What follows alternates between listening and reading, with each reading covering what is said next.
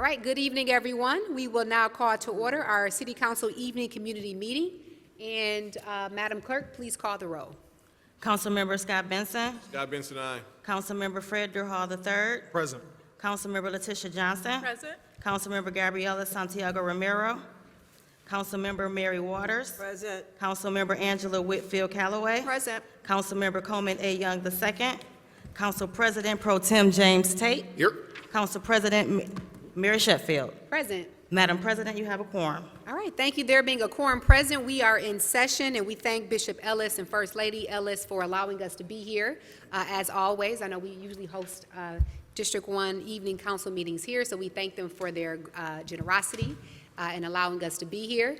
We will start off with an invocation by Minister Brenda Simmons, who will bring both an invocation and a welcome. We give you greetings in behalf of our pastor, Bishop Charles H. Ellis III, and our beautiful First Lady, Chrisette Ellis. We thank you for coming here on today. We know that God is a right now God, a very present help in the time of need. So let us pray. Let us stand and pray. Lord, we thank you for this city council. We thank you for the president. We thank you for all the things that are doing for our great city. To God be the glory. We know there is nothing, absolutely no thing too hard for God. So we give this meeting to you. Lord, you said in all of our ways acknowledge you and you will direct our pathway. So we are believing and trusting that this meeting will be a meeting of informative, of peace, of transportation, housing, everything that's on the agenda will be achieved. We give you the glory, we give you the honor and the praise that the work will be done for our city. In Jesus' name we pray, amen, and amen. God bless you all. God bless you. Thank you again for being here and hosting us this evening. All right, we will go to the recognition of our departmental representatives and city council staff, and we will start with all of our City of Detroit departments that are here today. If you all can please stand to be recognized. All right, and we'll start with Mr. Downwell.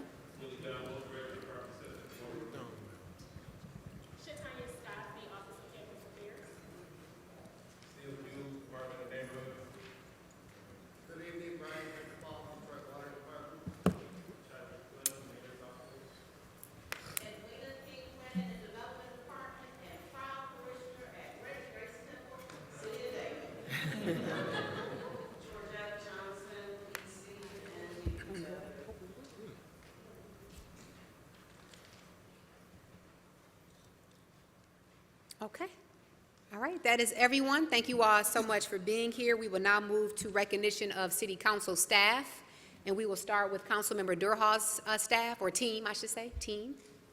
Saying team. All right. Councilmember Johnson's team.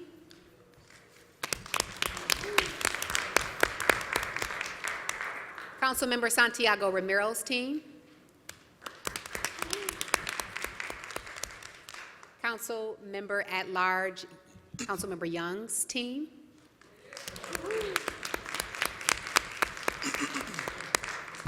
Council President Sheffield's team.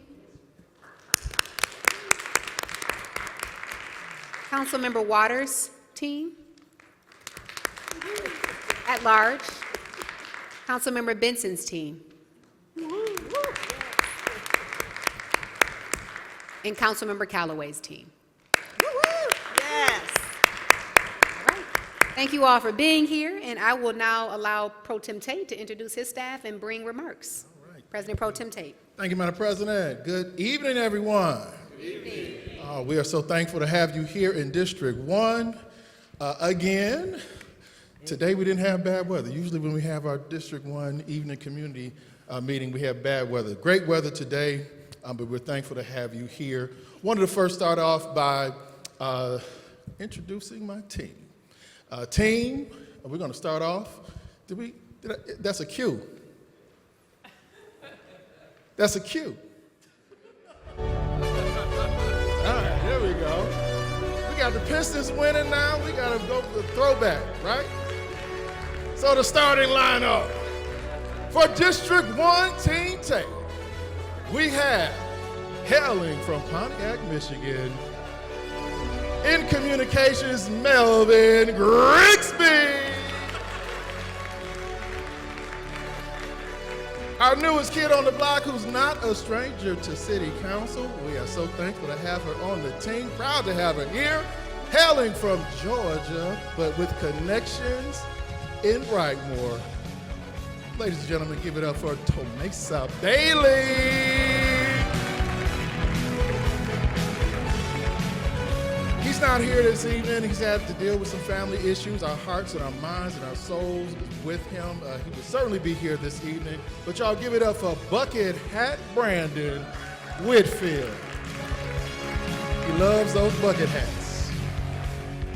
We also see this gentleman all across the district, whether you talk about the east side, the west side, the north, the south of District 1, you will see him there. He shows up, he shows out. Ladies and gentlemen, that's none other than Lynn, the real deal McNeil. If you are a resident of the city of Detroit, went to a Detroit school, know anybody in the city of Detroit, either you related to her or you are 1 degree from being related to her. Ladies and gentlemen, Karen K.K. Williams.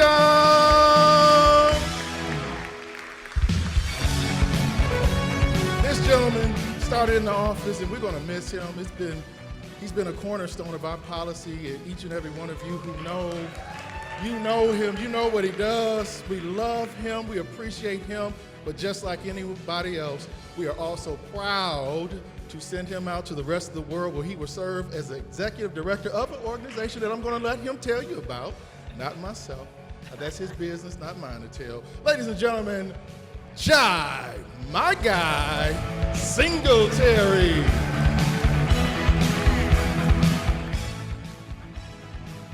And certainly last but not least, she's the one that pulls it all together. She's always the one up 2 o'clock in the morning, 5 o'clock in the morning, 10 o'clock at night, working on any and everything in the office. The big chief of staff, Keontae Humphreys.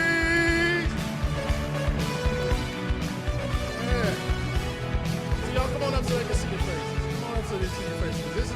This is not just what I do, this is what the team does. And I'm so appreciative of these folks who pull all this together. We host 3 community meetings every month. Got one coming up on Saturday. April 26th. All right, and we're going to be over at the Edison Center, which is right down the street on 7 Mile. Give me a little. 2, 4, 4, 4, 4. That's 4 4s. 2, 4. Where Mr. Cunningham at? 4, 4, 4. There we go. Our Mr. Cunningham, District 1's Mr. Cunningham. But we will be at the Charles J. Edison Center on West 7 Mile. 2, 4, 4, 4. West 7 Mile. Oh, great topic. So, those of you who follow us here in District 1 know that the jewel in our cap is Brightmoor. So we will be hearing from the Land Bank on their side lot program in Brightmoor and what they're planning to do with the new properties that have been released from the Water Department and other vacant properties in Brightmoor. We'll also just be hearing updates from the Land Bank on the work that they're doing. And then any Cooley graduates in the house tonight? There we go. Woo, we got one. We'll also be getting an update from Detroit Public Schools Community District on what they plan to do with the former Cooley site. They received about $3 million worth of grant funding to revitalize the playground and field at the former Cooley site. And so we're going to hear from them on what they have planned for that site, as well as an update on the other real estate that they have across the city of Detroit. We always have a young person that we highlight. It's been 10 plus years of us doing this every month. We always hear about bad kids, air quote, bad kids. Well, it's time for us to uplift and support those that are doing the right thing. And we do that right here in District 1 every month. Y'all, thank you so much for joining me up here. Y'all give it up again for Team Tate. Really quickly want to show the map. So some of you know that we went through a redistricting in the city of Detroit. City Council went through redistricting for the City Council districts. And want to show the folks here in District 1 what District 1 is going to look like as you go and vote in this next upcoming election. So as you see here, this is the new District 1 map. Now, the former map, I think we cut it off. Our current, can't reach up that far, but it goes up to McNichols, and that is a Hubble right here, okay? So this is what the new district map is going to look like. Please keep in mind, we are the most densely populated district in the city of Detroit, so we're the smallest. And there were some districts that lost population, but I truly don't think we lost the population that they said we did. I think what happened is folks didn't fill out the survey, didn't fill out the census. So this is one of the ramifications. We also lost funding as well as a congressional member. So make sure this is one of the byproducts, if you will, of us not participating in the census. All right. Last thing I want to bring to you before I sit down and take my seat.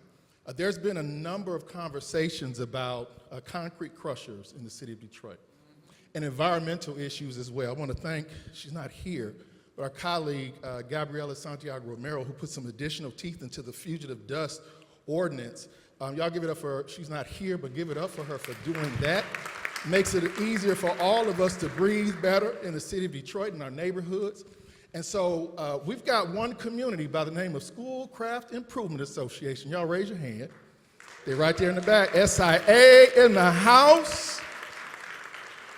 A fun fact, I actually grew up in the community now known as Schoolcraft Improvement Association at 12820 Asbury Park. And they went on a journey to get this concrete crusher that we have at Greenfield and I-96 into control. Right? So we're going to show a little video, and then I'm going to bring the folks up and give them an opportunity to kind of give some information on what they did to get us to do what we did and give you where we're going next, okay? So let's roll that video.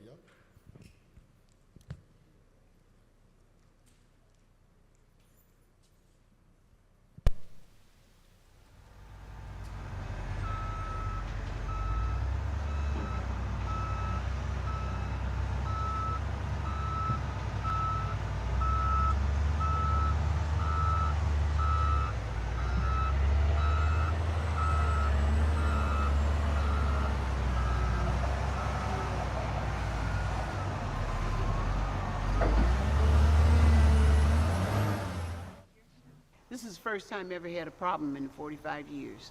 Just happened when this company got up there. I don't know if you can see that. It's in the air. Can you prove it's coming from them? But it's more dust in the air now than it has been.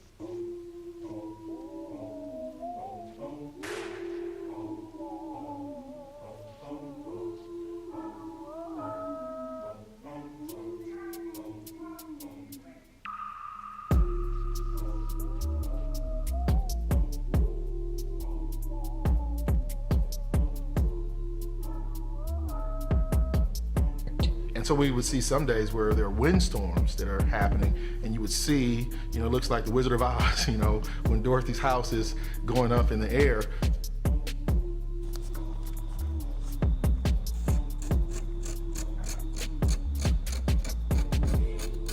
I started looking into it. We found out that they were actually crushing concrete. So I said, something don't seem right about that. So we started inquiring, how did this place get here? So in terms of what they were notified on, in terms of what it would look like, I can't say today. And I say this again, as a resident and as a district council member, what I can say is the notices went out on what the project was. But as we always know, looking at it on paper and what it actually turns into sometimes doesn't translate the same.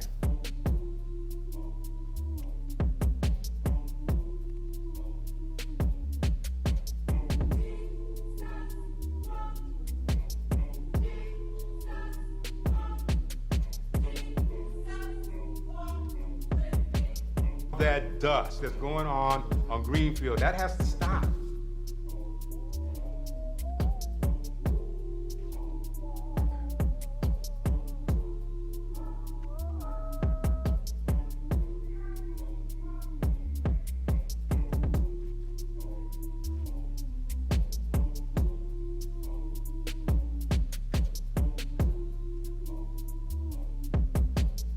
I live behind the dirt hill. I didn't even know they were opening up such a place in my neighborhood. My son, he has asthma, he's on a breathing machine. I had no idea that this facility would be opened up here. I would have only been against that.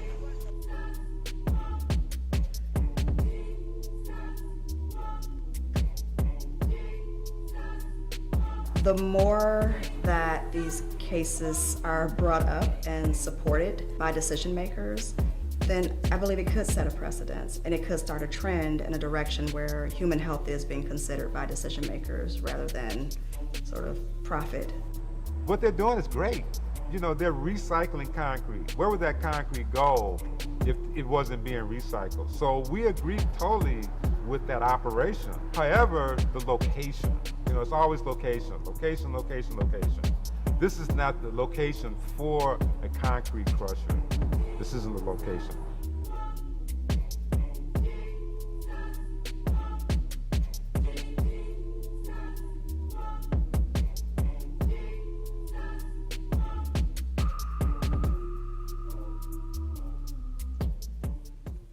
All right, thank you.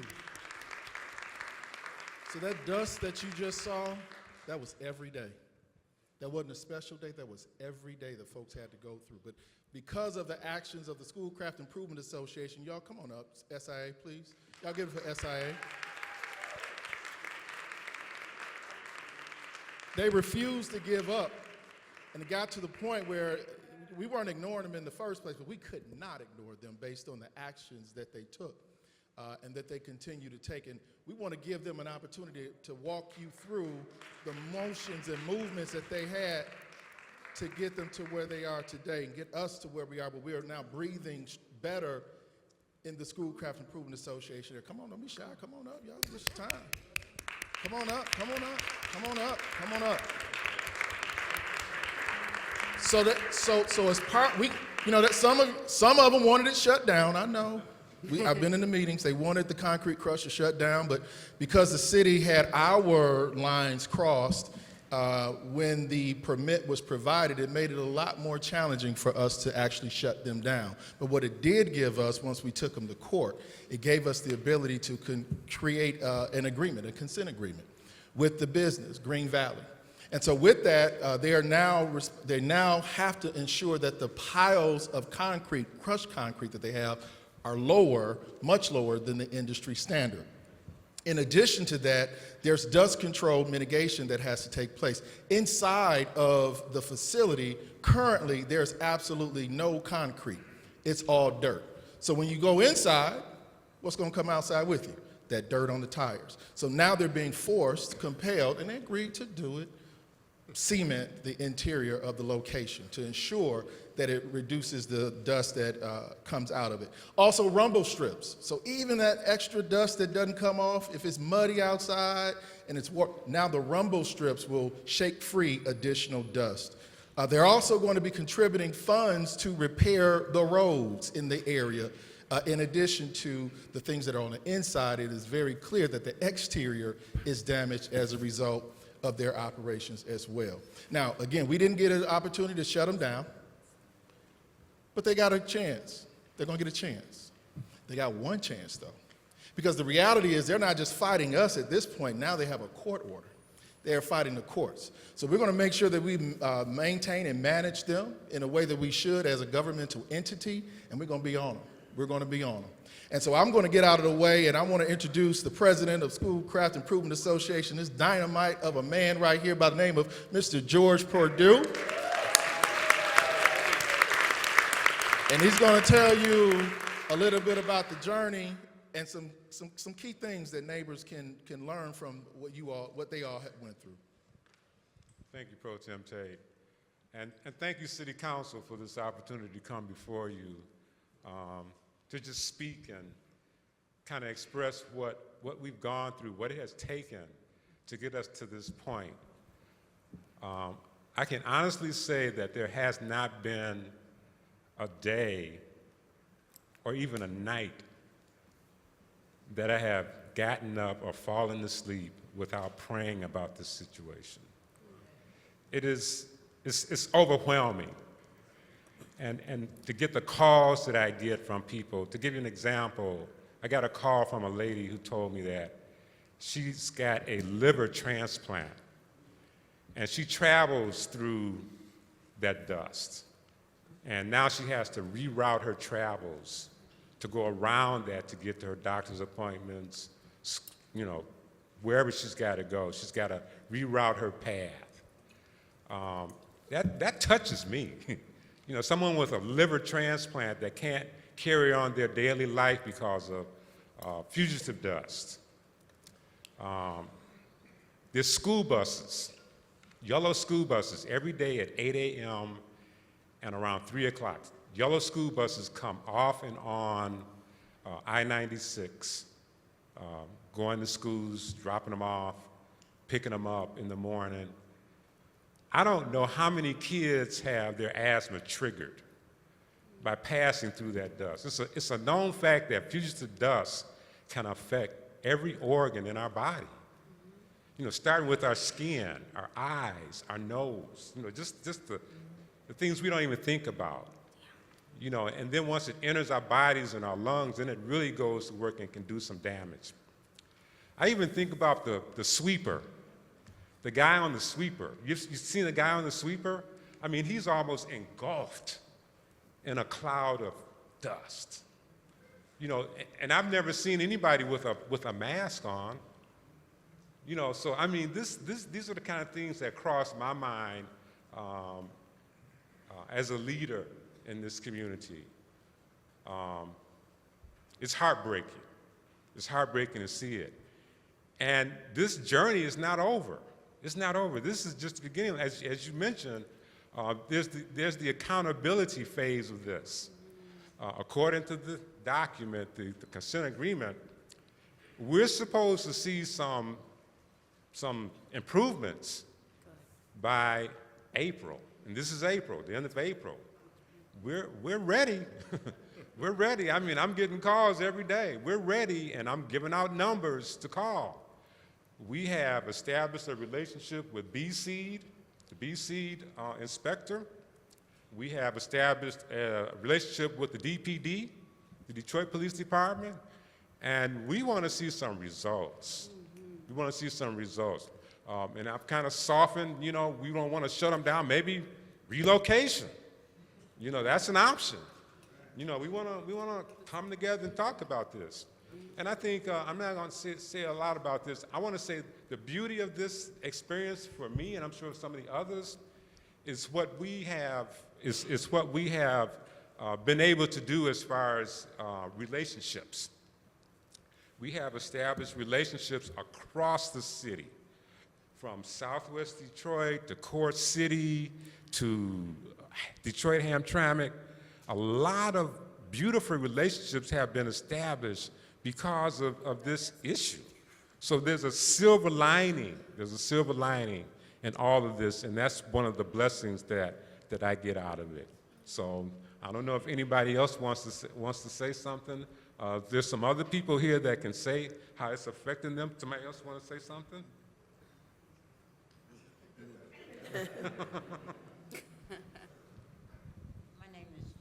My name is Joyce Dobbs, and I head up the garden committee. We're trying to grow vegetables for our community, and we got this pollution landing on all our vegetables. What are we supposed to do? This is where we live. Somebody has to do something about it. We really do. It's getting just, it's affecting everything and everybody in our neighborhood. We have to do something about it. Thank you so much. And part of that something that we're doing about it, it may not affect them today, but it's going to affect any business that's moving in. We're in the process of downzoning that area to ensure that those type of uses are not or no longer allowable for any additional entities that are moving into that area. So we're talking about M4/M3 to M2. So a lot less intensive use. And because of your efforts, I am not going to allow you all to leave empty-handed. You know, I'm at your meetings all the time. That's not an issue. But we want to make sure that we acknowledge and recognize your efforts. And this is a Spirit of Detroit award that is signed by all the members of the Detroit City Council, and it is our honor to present it to the Schoolcraft Improvement Association. Y'all, give it up, give it up, give it up.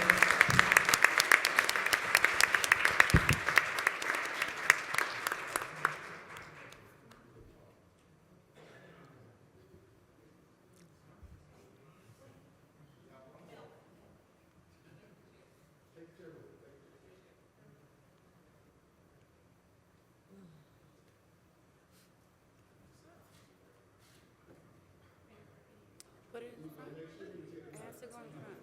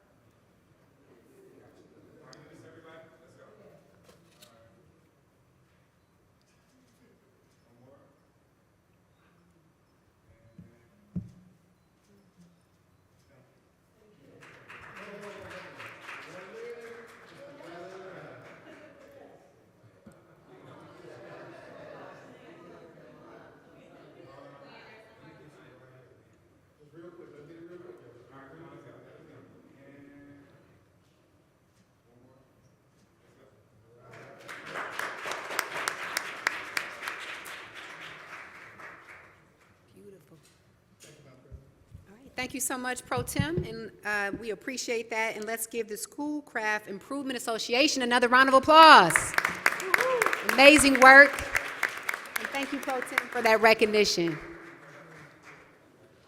Okay, we will continue now with our agenda. We're going to also cut off our public comment, and we will now turn it over to those who have called in advance. They will have 4 minutes for public comment, and we will. Madam President, can I say one last thing? Yes, go right ahead. I'm sorry, before you get into it, I just also want to recognize the Queen of the Village, Alicia George, as well as Eric, over at the Motor City Java House.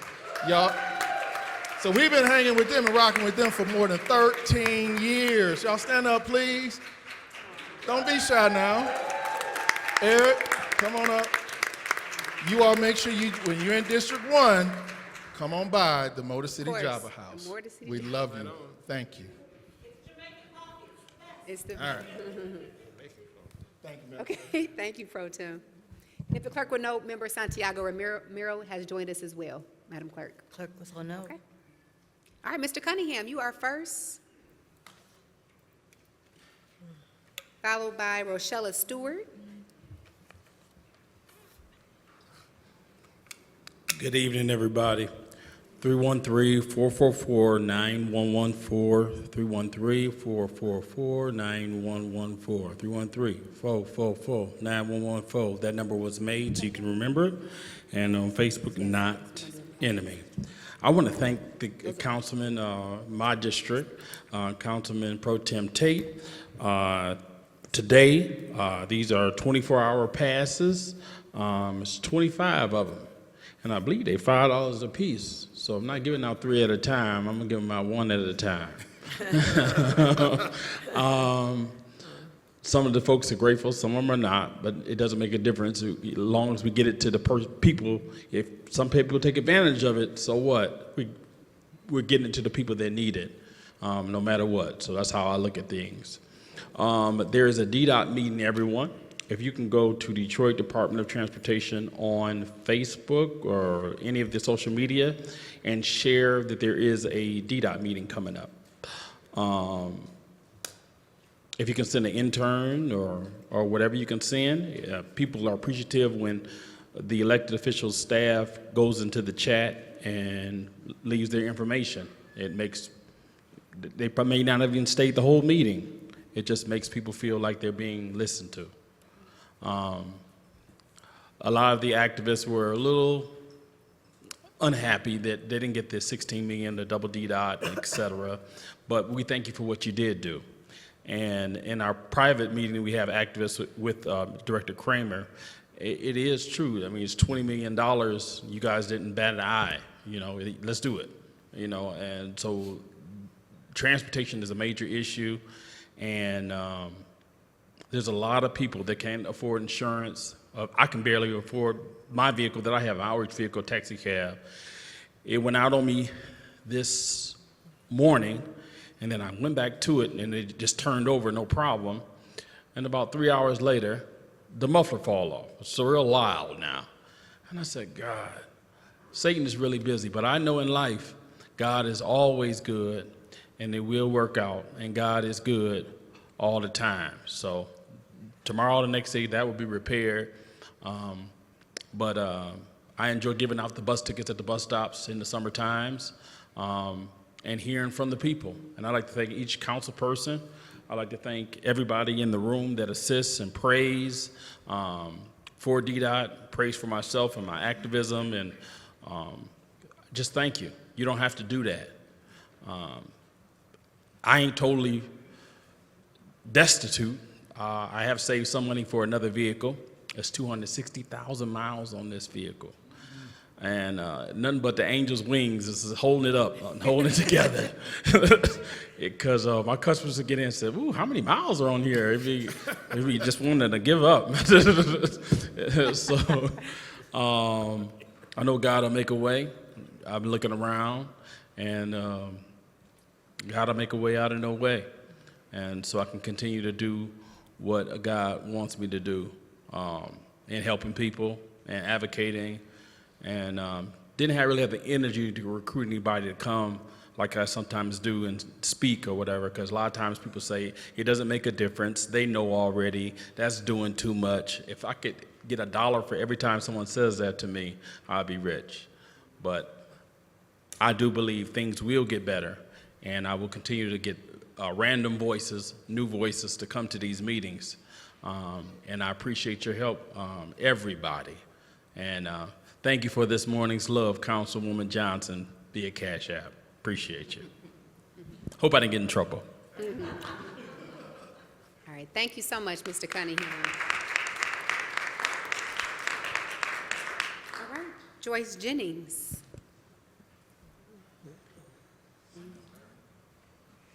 Good evening, everyone.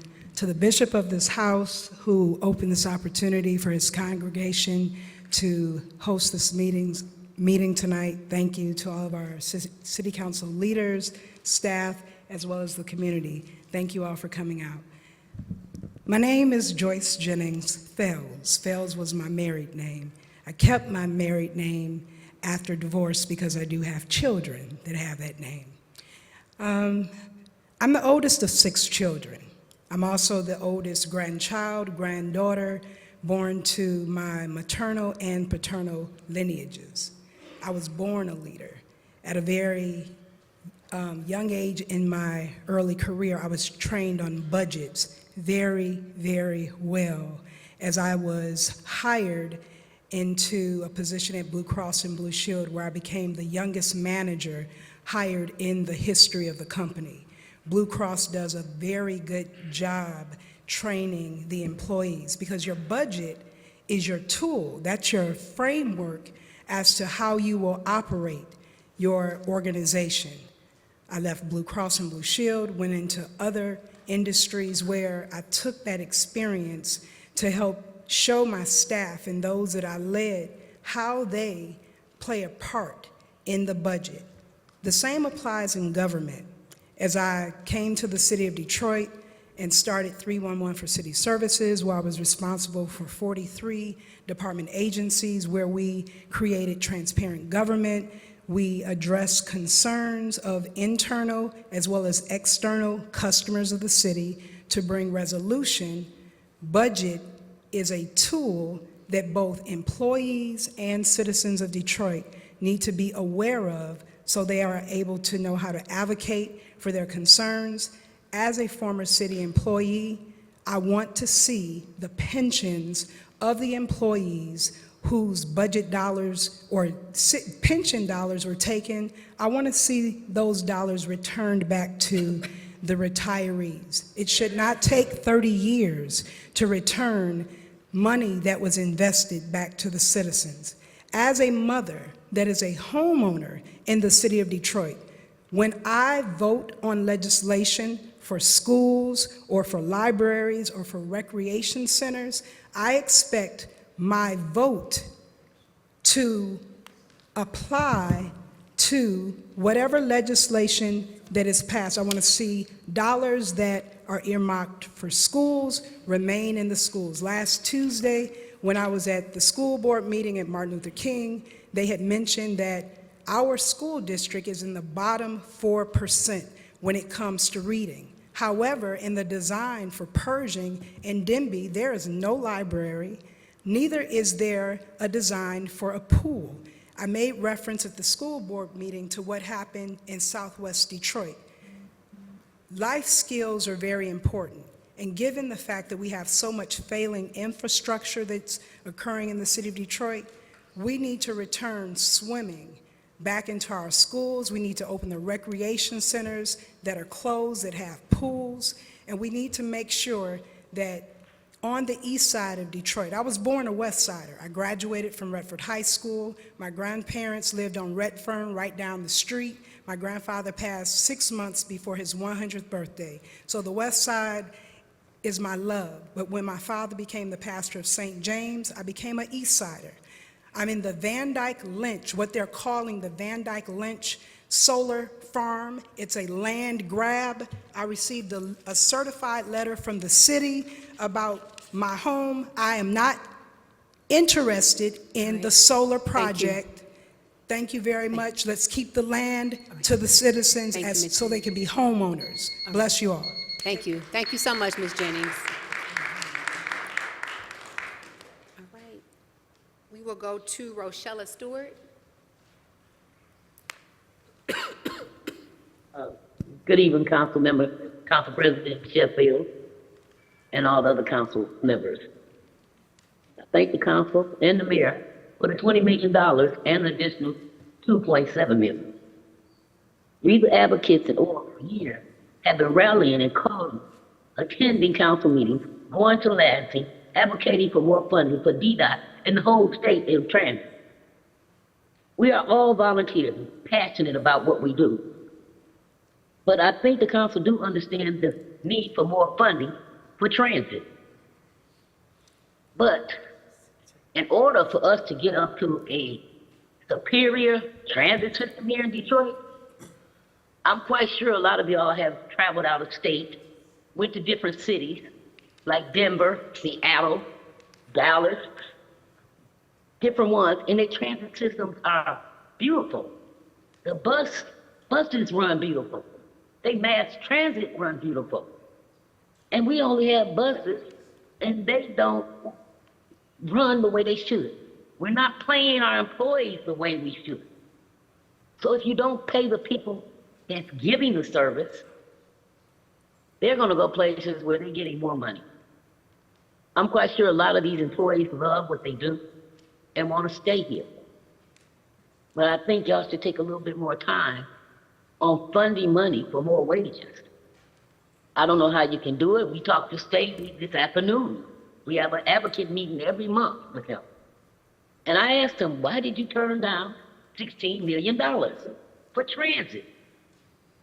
Well, he said, well, we're gonna do it to get more mechanics, more TEOs, this, that, and other. But from my understanding, we have enough TEOs. We have so many that we don't have enough buses. The TEOs is sitting in stations waiting for a bus that's not even there for them. I just wish you put a little bit more time into understanding what us residents need in transit. It's badly needed. We're suffering, and the residents deserve better. And I also want to get on affordable housing, single-family homes. I don't know what the council and mayor is going to have to do to start getting single-family homes for families in here, because we done had just like a mass exodus of black families and brown families leaving Detroit. But we are steady giving incentives for the people that the mayor here are coming back. The the residents here in the city have never left. It's stuck through bankruptcy and everything. City workers deserve their money back. There's so many things that this council should sit down and consider and think about for the residents. Because sometimes I feel like we're not being heard. You're not listening. But we do need more affordable housing at that 30% AMI, 38,000 and below. Most of the city of Detroit is at that income level. We're not the people that stay in downtown, midtown medical center. They have free transportation on the Q line and the people mover. What happened to the fixed line? Help us. We need it. Please bring more affordable housing here. Like I said, at that 30% AMI. Families in Detroit need that in order to stay. Please, please consider what the residents are asking of you. And please put more money into the Affordable Housing Trust Fund. And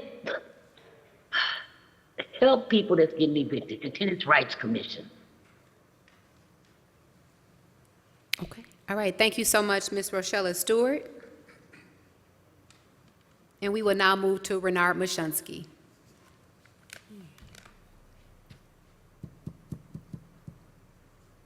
Good evening. Can I be heard? Yes, you can. All right, good evening, Madam President and members of council. And I also want to thank Greater Grace Temple for using your beautiful location for hosting tonight's meeting.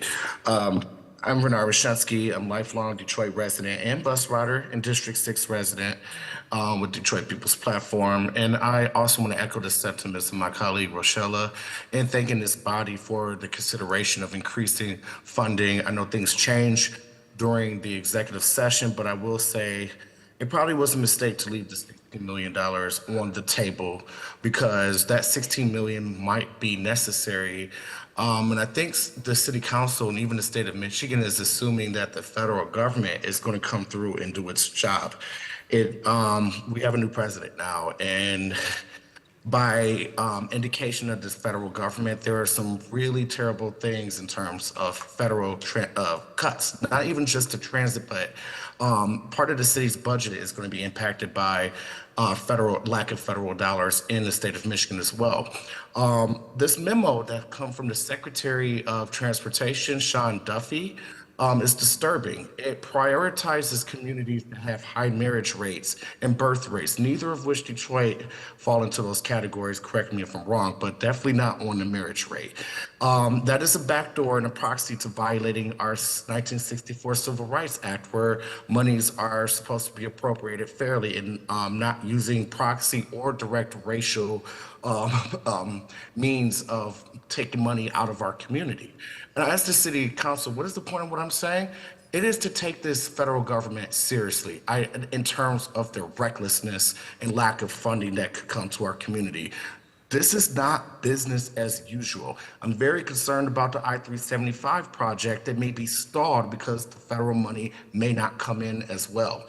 The city council has a voice and can be used to make sure that our federal dollars that we pay our taxes to are used in our communities. But I would behoove the city council to create contingencies for our departments if federal monies is gutted towards the cities. Our city could be deemed a sanctuary city, which technically we're not. We do have an ordinance on the books that forbids Detroit police from enforcing federal law. But with this order that came from Secretary Duffy, it permits ICE to board our buses. What are my rights if ICE asks for my ID and citizenship or other invasive information when I'm on a bus trying to get to where I'm going? What's going to happen if there's another pandemic and this order forbids mask mandates? The city, will it provide masks voluntarily, or is it going to be over complying with these federal dictates? Also, the point about the federal order I've made as well, but I would pay attention to the actions of the federal government between now and after the budget season, because it will be an impact. Now, when it comes to disparity within our own systems, there is a time to talk about disparity between DDOT the Q Line, and the People Mover. When it comes to free fare consideration, it is without question this body gets free fares to the People Mover.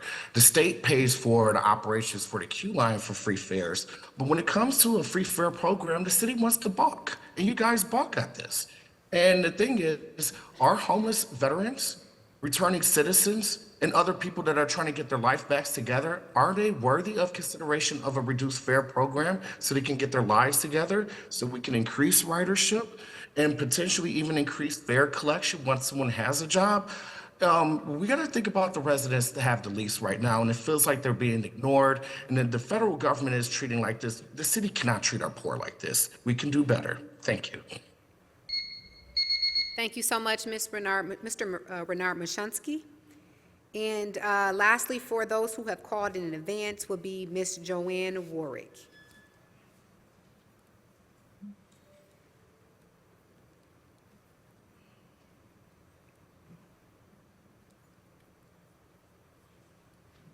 Yes, good evening. May I be heard? Yes, you can. Oops. Sorry about that. Well, I really want to congratulate the Schoolcraft Association. God bless you, and that made me very sad to see some of those images. And that I'm very sad you still have to deal with it, but thankfully, Chair of the Planning Committee, you recognize that sometimes things don't always turn out the way they were presented on paper. And so hopefully the concrete crushing situation, the opportunity for everybody, and like the policy that should happen at the council to exercise the precautionary principle. That means if you're not really sure what's going to happen, proceed with caution. And on that note, I would like to also talk about the solar initiative. Now, the solar initiative, that's a nice idea to do renewable energy. However, there is a huge question of all the solar junk that all those panels create. But also, there's no need in this city to use eminent domain to take people's private property for solar farms or solar arrays when Land Bank has leased, 66,000 parcels. There's plenty of rooftops. You could have asked the people who got the historic state fairground to put some solar panels up on those enormous warehouses. And even the amount of energy you say you want to create with these solar arrays, it could already be gobbled up by those huge warehouses. And where's solar for the people?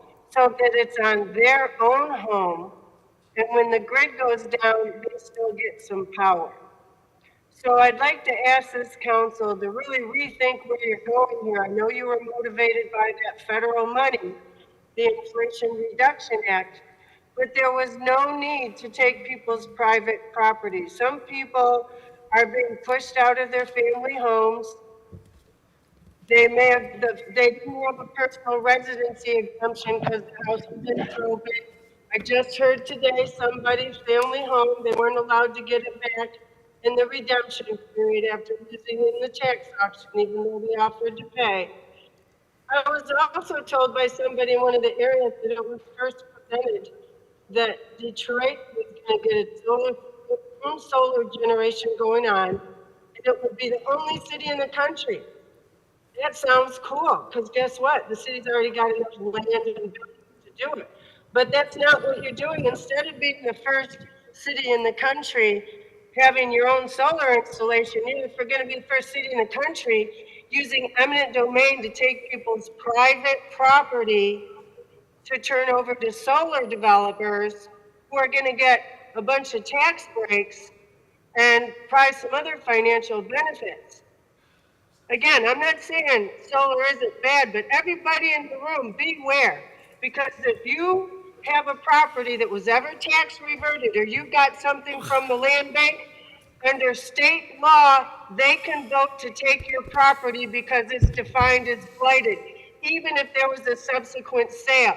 So I'm telling you, this is dangerous what they're doing, and they're basing this on the taking of Black Bottom in 1951.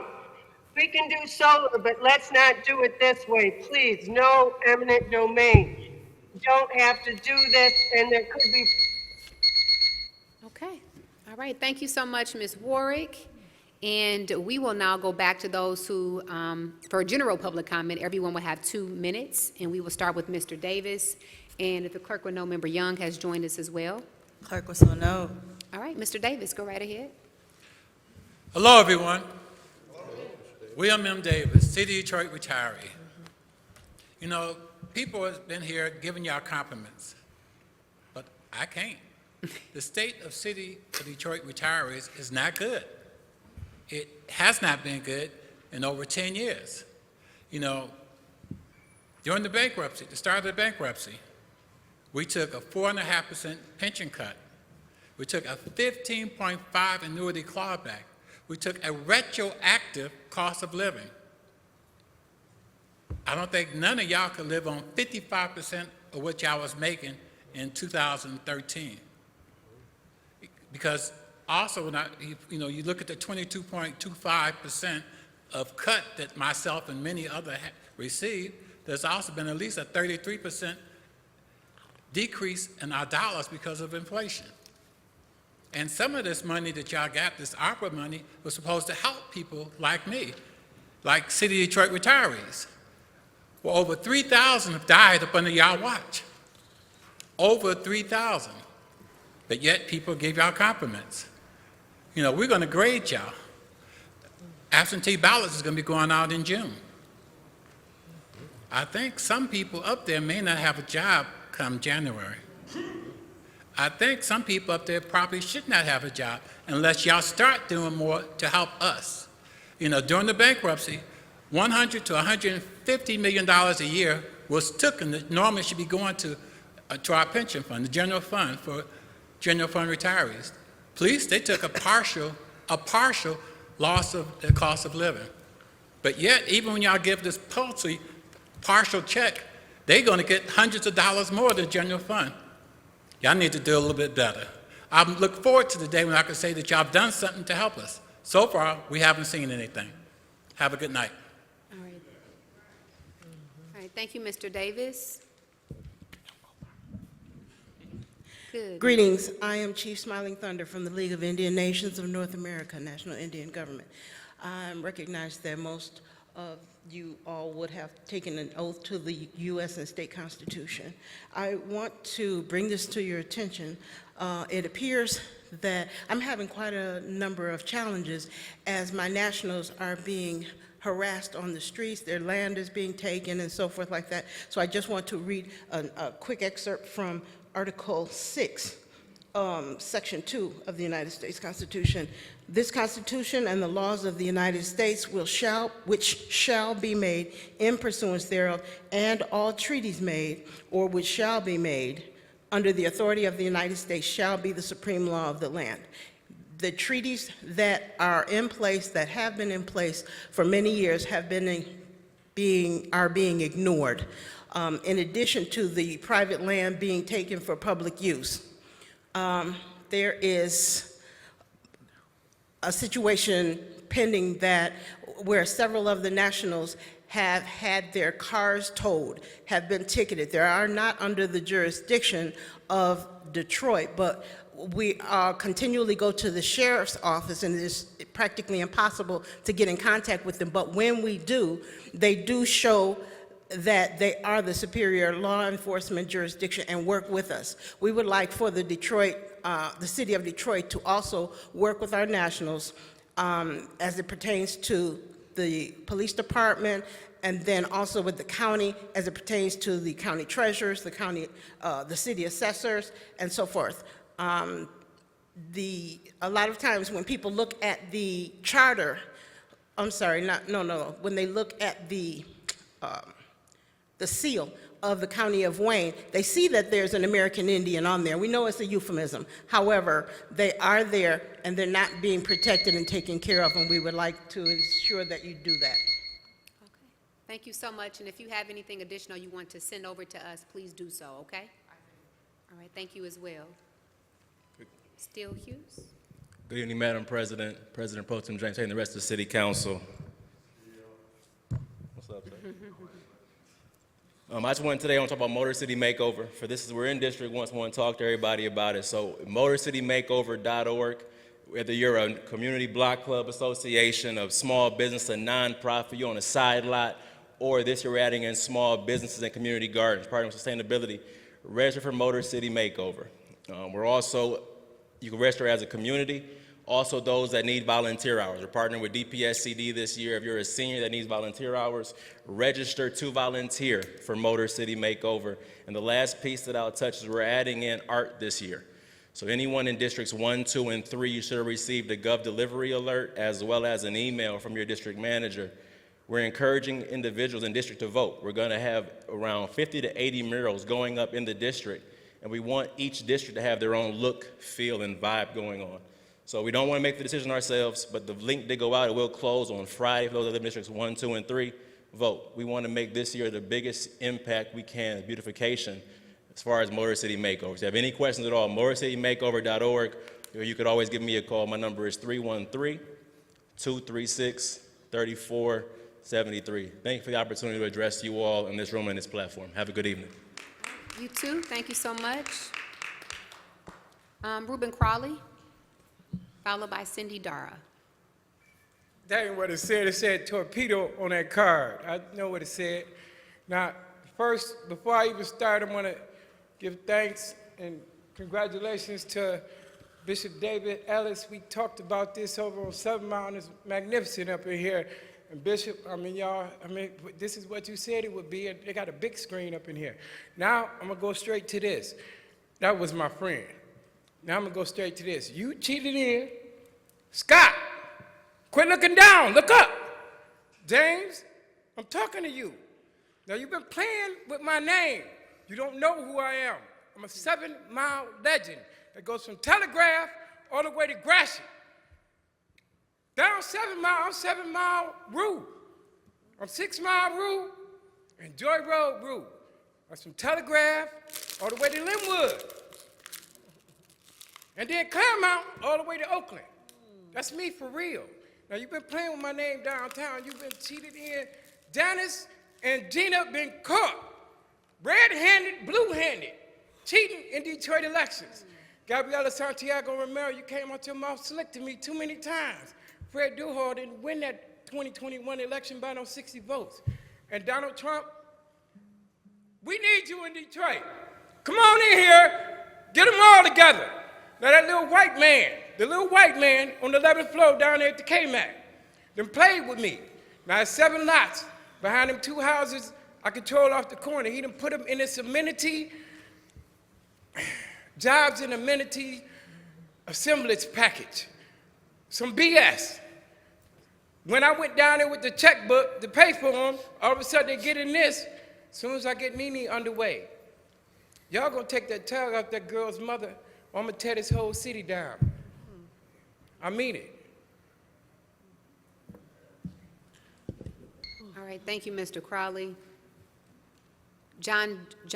Cindy Dara, followed by John George. Okay. I'm running for city clerk, and I need 500 good petition signatures from Detroit voters by Tuesday. I need your help. Most of you should have gotten one of these. If you didn't, let me know.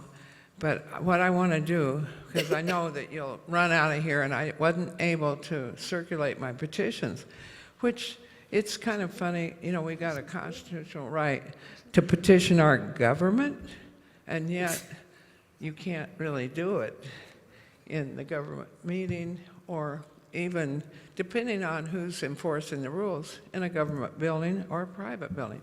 You can go outside and do it, or if you have money, you can put a billboard up or something. But anyway, I'm going to put a whole bunch of petitions out there by the door, so you could sign it if you would, if you even want to come out during the meeting and sign some of it and go back in. That would help me, because I'm really struggling to get the 500 signatures. And I want approval voting. I think you saw that. I think that would stop the gaming, and that would be a better system. And I put information on this because there's a lot of people, I think, that don't even know how they can attend the virtual meetings, on the internet. If they don't have the internet, I did give them the phone numbers they can call. So they don't have to have the internet to find those phone numbers if they keep this sheet. But I'd like to get more inclusion. And if we have approval voting, you can vote for as many people as you want. You can't vote for the same person more than once. That's pretty good, because you can stop the gaming, and you can get somebody you can tolerate, even if you may not be your favorite. But like I like 3 people during the presidential primary, I didn't get any of them, because there were too many of them. There's going to be over 10 people probably running for mayor. Thank It's you gonna so split much, the Ms. vote. Dara. All right, thank you, Cindy. John George, and then lastly, Ronald Foster. Good evening Good evening. and welcome to D1. My name is John George. I'm the executive director and co-founder of the Detroit Blightbusters, also the co-founder of the Artist Village. There are some dates that are coming up that I'd like the council and my neighbors to be aware of. The first is this Friday at the Motor City Java House. Councilman Tate will be hosting his, and staff will be hosting his semi-monthly community meeting. And I just want everyone to be aware of it, and if they have time at 11 a.m. to stop by and join us. It's always a good time, and the councilman will even buy you a cup of coffee. The next date is, I think most of you are aware of this, the organization Blightbusters has been meeting almost every Saturday for 37 years, doing community service in Northwest Detroit. We met last Saturday, and we'll be meeting this Saturday. Just so happens we'll be meeting at the Motor City Java House. But just want people to know that if they want to get out and join us, we would appreciate that. Of course, we want everyone to get involved with the mayor's Motor City Makeover. We know how important that is. Want to encourage everybody to come out for that. 2 other dates that are coming up. June 2nd, we will be cutting the ribbon at Orchard Village, which is 48 units of affordable housing. And thanks for the council's support, we've been able to make those 48 units affordable. We had over 500 families apply for those 48 units, so the need is real, and we are now working on a 53-unit project to bring more affordable housing to Northwest Detroit. Last but not least, June 28th, working with the council and the mayor, we'll be having the grand opening of the Arts Alley there at Grand River and Lasser, next to the Java House. And we would appreciate you guys joining us. It's going to be a lot of fun. And now that most of the construction is done at Grand River and Lasher, we'll be hosting more festivals and art shows and jazz and poetry readings. So please join us. God bless. Say nice things about Detroit. Peace, y'all. All right, thank you so much. John George? Yes, Pro Tem Tate. Is it on? There it is. There we go. I want to give a shout out to John George, 37 years of just doing all types of great things in the city of Detroit. For many years, he was tearing down stuff, vacant, dilapidated properties, but now you'll find him building up stuff. Affordable housing, a number of other different creative things that are needed in our community. So shout out to you, John George. We appreciate all the work that you've done over the years. Yes, thank you so much. And we will see you this Friday at the Java House for Satellite Hours, 11 a.m. All right, thank you, Pro Tem. Thank you, George. Mr. Foster. Good evening, through the president. Just want to come out and show some support. I do that as well. I think City Council has been very attentive. I'm not sure if the hand's been tied in a lot of ways, but I do appreciate them listening. One of the things I did want to speak on today was outside of this body, one of my favorite council members was Mr. Ken Cockrell Sr. And I would encourage everybody to watch the documentary, Dare to Struggle, Dare to Win. It's very important. And And so just out here in District 1, I want to speak on just my personal engagements coming out of District 1, always being hospitable. Java House, I've always been a place where even if you don't agree with councilmen or government's professional decisions, it's always a candid opportunity to express yourself and have dialogue. And that type of environment needs to be across the city, everywhere, quite frankly. Not only that, I see Pro Tem come out. He have events on Saturday mornings. I always speak and say Saturday mornings is a time when the community is hungover, drunk, too high to come out and get support that they ask for, but it's always a table open in District 1 a lot of times. I see him out with his wife that comes out. And so all these things are very, very important that we just not just display these things, but just actually live them. Appreciate Mr. Durhall and his family. I see them all quite a bit. I go to those engagements as well. Over in District 5, I hit a few of them, District 4, and so City Council have been doing a much, much better job in creating atmospheres for engagement. I just ask that you all do a lot better job in A, getting authority back, and then B, enlarging these engagements that you have and getting empowered to address the issues and grievances that our community bring before you. Other than that, I wish everyone the best and have a good evening. You as well. Thank you. Okay, that will conclude all of our public comment for this evening. And Pro Tem, did you have any closing remarks? Madam President? Oh, it was, online. I knew it was something. Like, we got excited. All right, yes. We have 3 callers online. Okay. Our first caller is phone number ending in 169. Caller 169, good Hello, evening. can you guys hear me? Yes, we can hear you. Okay, great. I just want to say hello to you all. Thank you for praying for the brother Cunningham. Thank you for donating money. Cunningham needs a new outreach vehicle / taxi cab. Cunningham being fully booked, I'm sure he ended up a couple thousand to start off with, and I have been looking on Facebook Marketplace, and for a decent used van is about $7,000. Clergy, church folk, council person, everybody, please send help. Cunningham is anointed, needs to do his surgery, Cunningham to no harm. Please help him, don't hurt him. Don't let me come and play you all again. Cunningham's Facebook page, Senator Taylor Jenkins wrote the verses, and Cunningham endorses new candidates. I repeat, Cunningham endorses new candidates, and I can see that. Thank you for my time. Oh, okay, are you still there? Yes. Can you continue? Go right ahead, continue. We could barely hear you, so if you want to repeat what you said. What part you didn't hear? Really, we didn't hear any of it, so just start all over. Go right ahead. It was, yeah, we couldn't hear you. Go right ahead. Okay, I just wanted to say thank you all for praying for Cunningham. Thank you for everybody that donated money. Okay, I don't know if you're covering the microphone, but we can't hear you. It's muffled. So every time you start talking, I'm not sure if you're covering up the microphone, but we can't hear you. Can you hear me now? Perfect. Okay, great. I don't know what was going on right there. I was just saying, thank you all for praying for Cunningham. Thank you for donating money to Cunningham. Cunningham needs a new outreach vehicle / taxi cab. He's not fully broke, but I'm sure he has a couple of thousand to start off with. And I myself had been looking on Facebook Marketplace. All right, we cannot hear you again. You went out.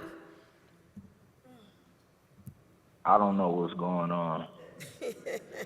Okay, you want to try one more time? Go right ahead. We have the clock still running, so go ahead.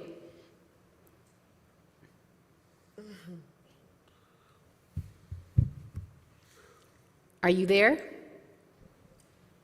think he's gone. Madam President, I no longer see him on the call. Okay, looks like he dropped off. Okay, let's go to our next caller, please. Our next caller is Betty A. Varner. All right, Ms. Varner, good evening. Good evening to all within the sound of my voice. I'm Betty A. Varner, and I'm a proud resident senior that lives in the city of Detroit, born and raised. I want to share some information about a program at DAAA that can assist seniors to be able to stay in their home. Please call DAAA 313-446-4444. Again, 313-446-4444. If you're a senior who is normally not eligible for Medicaid, DAAA has a program called Choice Waiver. Again, Choice Waiver. This is a federal government program that is set up to assist seniors to be able to stay in their homes and not be in a nursing home. And it allows you to be eligible for Medicaid. You can earn up to $2,901 per month and be eligible for Medicaid. And if you're eligible for Medicaid, that opens up a lot of services for you. And this program will do almost whatever it is that you need to get assistance with, a caregiver, if you need home repairs, if you need a ramp, whatever it is that you need. I know what I'm talking about because I'm in the program. It has been a blessing for me. I was not eligible for Medicaid. This program opened up doors. Please call, share it with your neighbors, your family, and friends. Thank you for this time. Okay, thank you as well. Our final caller is Tahira Ahmad. Okay, good evening.